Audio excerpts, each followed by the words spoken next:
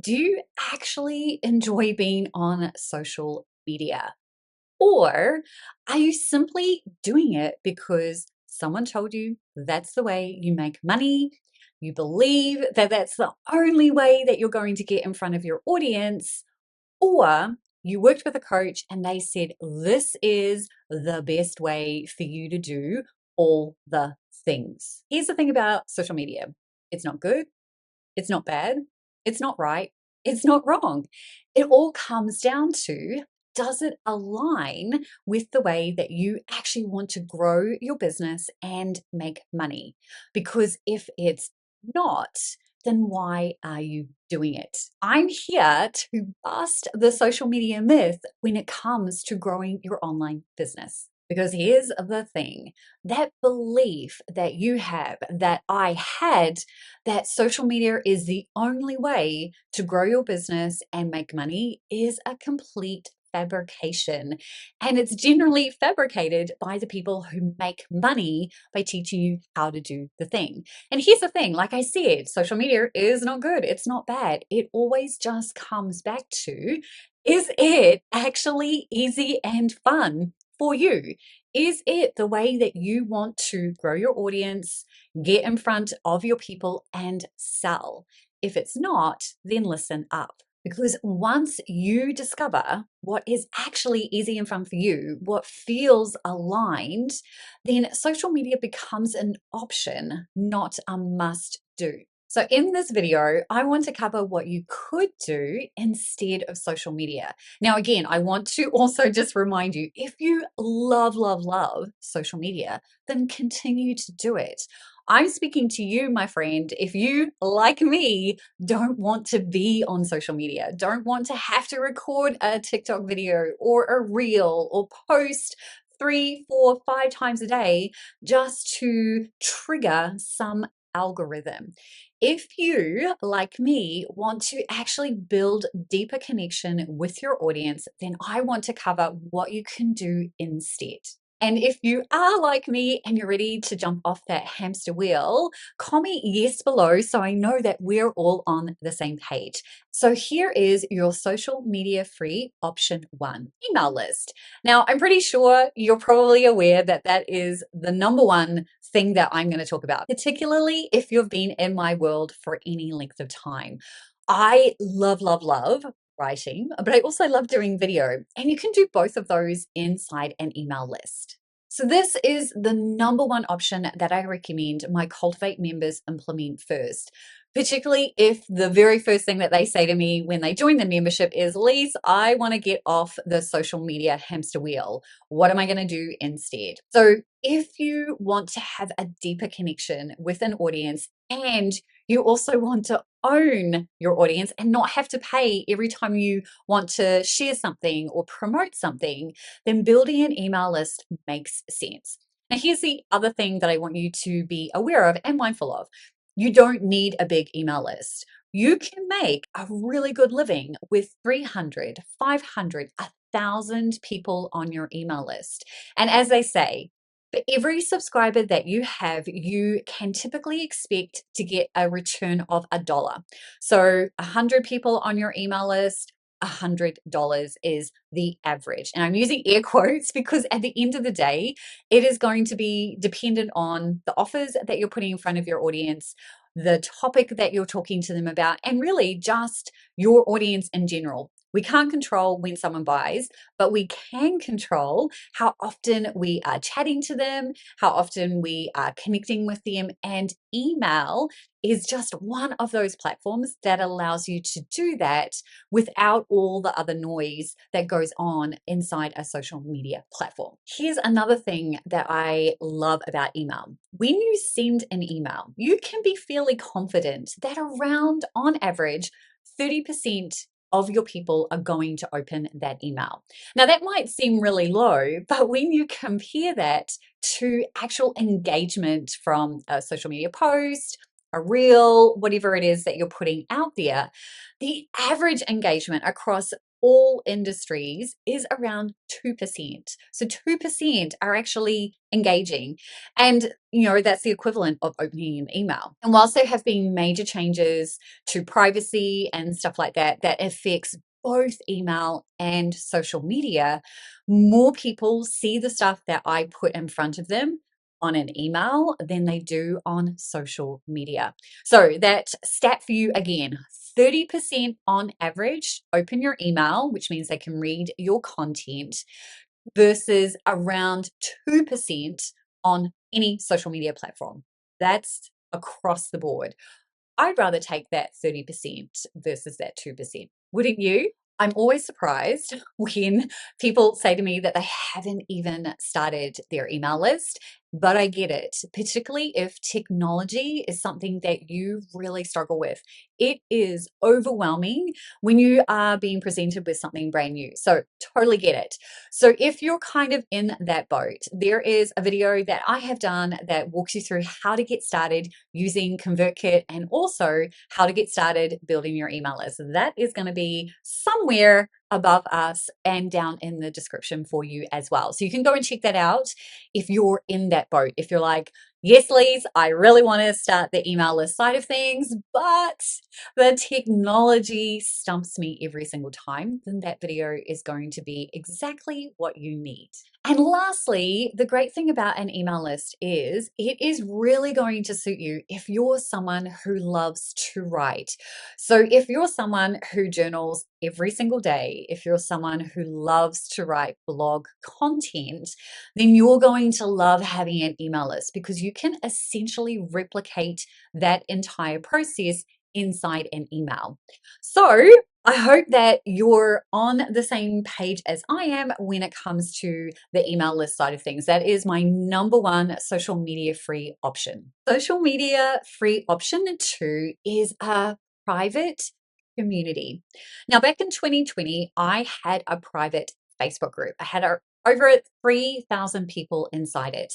I loved being in that community. I love being able to talk to people. I love interacting with people. From a human design perspective, I am a 2-4, and so totally my jam to have a community that I can chat to.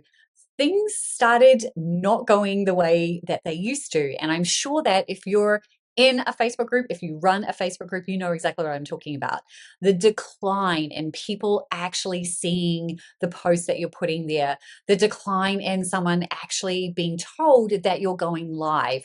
All of those elements led to me closing that social media Facebook group because I was sick and tired of doing all the things and barely anyone actually getting the information that I was wanting to get in front of them.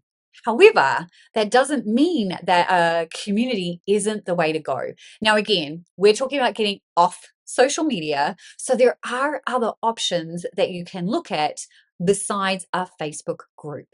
I also have a membership and I wanted a private community space to host that membership. Now, I personally use Heartbeat. Now, Heartbeat is a paid thing, right? If you're looking for an alternative to a Facebook group, then you're probably like, well, I don't want to have to pay to host my free community. Totally get it. So there are some other options that you can consider. Telegram is probably one of the ones that a lot of people use. Discord is another option as well, depending on your vibe with the interface. Telegram is a really good option if you want to kind of continue to emulate a one-to-many relationship where you're doing all the talking and your audience is kind of interacting and answering and asking questions. That's kind of what that would look like. At the end of the day, it's very much about choosing the platform that best aligns with you. If you only have paid communities, then I would definitely recommend considering something like Heartbeat. Circle is another option. There are loads of options if you go and look. I personally, like I said, love Heartbeat.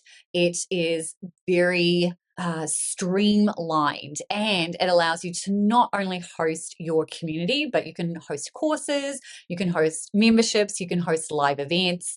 It's really a all-in-one platform. And the great thing is any of these platforms that I just mentioned also allow you to embed video. So if you still love doing video, like if you really liked doing the live element that was on Facebook, then you will enjoy any of these platforms because they allow you to drop a link into a video and then it just shows up as an actual video, making it an easy alternative to a Facebook group.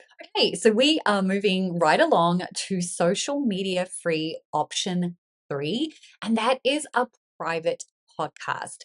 I think you're getting a sense of a theme here. I'm very much about looking for exclusive spaces to build your community on. Now, a private podcast is exactly that. It's a podcast, but it's private and it can be free or it can be paid. It's entirely up to you. I personally decided to launch a paid private podcast. It just is totally my jam. Cultivate Your Biz is the name of that show. And it's where I do loads of deep diving and behind the scenes content. So, not everyone in my audience wants that. And that's why I decided to create the private podcast because only a certain element of my people are actually going to want to be getting all of that information. So, when you're thinking through a private podcast, you just want to think through, do I want this to be paid or do I want it to be free? And then, depending on which route you're wanting to go, choose the app that best supports you. Now, I am going to do a bit of a plug here. So, full disclosure, this is something that I am affiliated with, but you can literally just Google it and get the same deal. So, I use the hero.fm app for my paid private podcast. It has a $67 lifetime deal, absolutely a no brainer. And why I love this is for the private podcast, you have the option when you upload and create your show inside Hero to either make it so it's exclusive to just being accessible on the Hero app versus making it accessible on all podcast platforms. So Hero handles the delivery of your podcast to other podcast platforms. So if you were going to a private podcast and you were going to do it free, then you definitely want to ensure that you make it available for all of those different platforms. But if you're going to go the paid route, then I do think having it just be accessible on the Hero app gives it that element of additional exclusivity. And personally, I love the Hero app. It has a whole bunch of features built in. You can include links, resources, a whole bunch of stuff that you can do in here that you can't necessarily do on other podcast apps. So I'm a huge, huge fan of doing a private podcast. The other layer to this is that you can also kill two birds with one stone and have a YouTube podcast as well. As in, it's a video podcast, extract the audio, throw it into the Hero app, and you've got two places that you can connect with your audience. Which brings me to social media free option 4, which is to create a YouTube channel. Now, whilst YouTube is technically a social media platform, I don't feel it's quite the same, right? So typically, if you are intentionally on the YouTube platform, and you do have to intentionally go to it, but when you're on there, it's not like you're getting bombarded with a whole bunch of posts and whatever else is going on when you're on any other social media platform. There are two users who are coming into YouTube. One is the person who is looking for information. They're looking for something to solve a problem, right? So that's user 1. User 2 is looking for entertainment, right? They're looking for an alternative to watching stuff on TV. They've probably subscribed to a whole bunch of shows. They might be looking and watching travel vlogs. Hint, that's what I do. So those are really the two main users. So all you have to decide is, if I'm going to start a YouTube channel, am I going to do how-to education content, or am I going to start a lifestyle channel where I'm going to be doing a whole bunch of vlogging style content? It's really up to you which way you go. But what I love about YouTube is that people can still comment and connect with you on your videos. Over time, the bigger your channel gets, the other features that get unlocked, including paid subscriptions, more community elements. So it really does give you an opportunity to explore a video channel if that's your jam and to connect with your audience. Huge fan of YouTube. Obviously, you're here on YouTube with me, so I'm hoping that you're in the same boat. But I totally get that if video is not your jam, then I would definitely recommend any of the other options that we've already discussed. So now that we've walked through those 4 options, how do you choose? How do you decide which way to go? I recommend doing what you feel most drawn to. Out of all the options that we just went over, which one had you going, yeah, super excited about that? And in true Lee style, I want to also give you some human design elements to consider. So, we are going to walk through the 5 different types and some ideas and recommendations based on that. Now, this is a very blanket thing I'm about to say. And if it doesn't resonate, you don't do it, right? Like, I want to circle back to it does get to be easy and fun. So, now that I've said all of that, let's dive into what it might look like for you based on your type. So, if you are a manifester, you have a defined throat. Why aren't you using it? So, typically, you are probably going to benefit from doing some type of audio, and that could be podcast or video, entirely up to you. Not everyone likes being on video, but the more that your audience hears you speak, the more that they're going to get on board with whatever it is that you're doing. And bonus tip, the more that you inform, aka tell them what you're up to, the more that they're going to be along for the ride and want to dive into all the things that you are doing. If you're a generator, you're very much aligned and designed to do the things that bring you joy. So, what feels most joyful to you when it comes to connecting with your audience? What are you drawn to? If you have a defined throat, then you're probably going to be someone that is more likely to do some type of audio. But if you don't have a defined throat, if your throat center is open, then you're more a voice for other people, not necessarily a voice for yourself. So, in that instance, you might lean more towards writing. And so, if you are leaning more towards writing, then you might prefer focusing on an email list. You can also use a Telegram channel and simply just drop in writings there as well. At the end of the day, you're here to share your joy, regardless of whether that thing that's bringing you joy is business related or not. Through the act of sharing joy, you literally are going to attract the people who jive with all the things that you're doing. And my beautiful Manny Gens, aka manifesting generators, we have defined throats, so use it. It is always the thing that is going to connect you to your audience. So, video, podcast typically are going to be your jam. You can do both, right? We tend to want to do all the things, but I would encourage you to just start with that one thing, go all in. And you know what? If you want to do a podcast, do a YouTube channel at the same time, do the audio and video podcast, and then you're killing 2 birds with 1 stone. Trust me, you will thank me later if you go that route. If you're a projector, you happen to have the most flexibility, aka it is largely going to depend on your authority. You could have one of 5 different authorities. So, based on whatever that is probably going to be the thing that guides you. Now, same deal. If you have a defined throat, then you're probably going to lean more towards some type of audio. But remember, you're here to share insights, knowledge, and wisdom, but in a general nature. So, when you are doing any type of sharing, whenever it is that you're talking to your audience, you're just really wanting to generally talk to them. You don't want to get super specific. Aura that you have is very narrow. And so, when you are talking to someone one on one and they've invited you to share specific information, go all in. But anytime that you can't do that, that's when you can do the general showing up, sharing insights, knowledge, and wisdom. Again, whatever channel feels most aligned for you.